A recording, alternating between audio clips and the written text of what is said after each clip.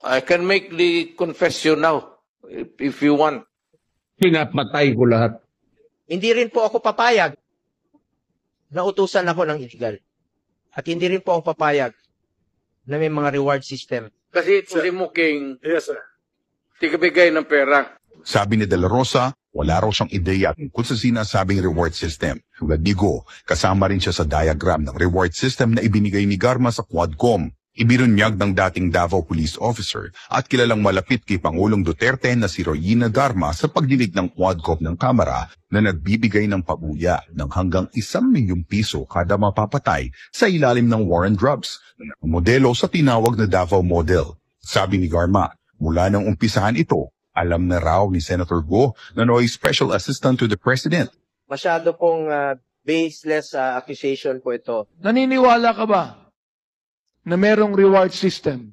Yes or no? Yes, Mr. Chair. Na-neutralize po, meron pong 20,000 kang matatanggap.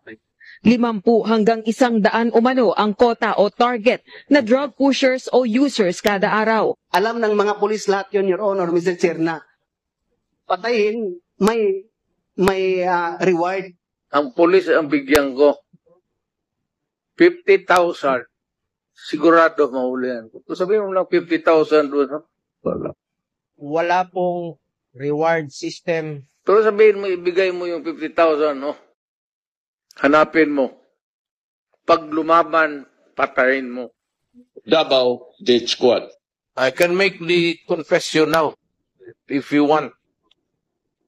Una, talagang niyayari ko. Meron akong death squad. Death squad. Pero hindi yung mga pulis. Sila rin yung mga gangster. Yung isang gangster, utusan ko.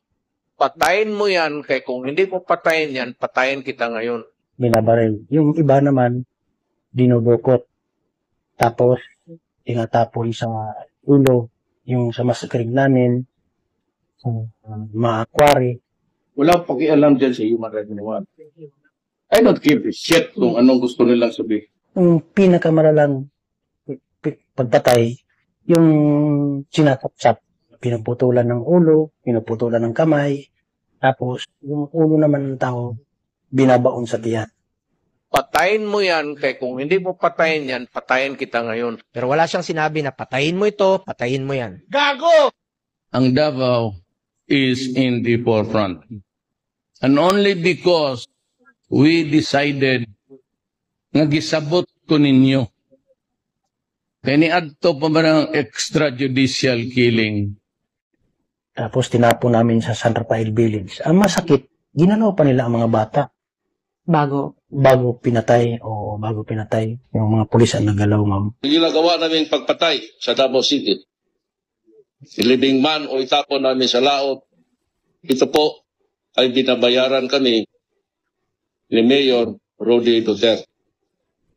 Kasi kung wala kang makuha, you cannot capture him physically, or maybe you do not know the whereabouts, and you need the cooperation of the public, you come out with the reward. Hindi po totoo yan. Sabi ko nga, wala pong reward system.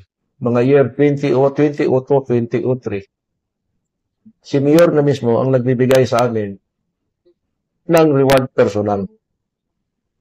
Ang intelligence fund, binili ko, pinapatay ko lahat. Kaya ganun ang Davao. Yung mga kasama ninyo, pinatigot ko ito ng yun ang totoo. Sa Davao ako, ngayon ko si Mayo. O kaya ang tamang Davao maganda. Patay naman lahat, pero maganda.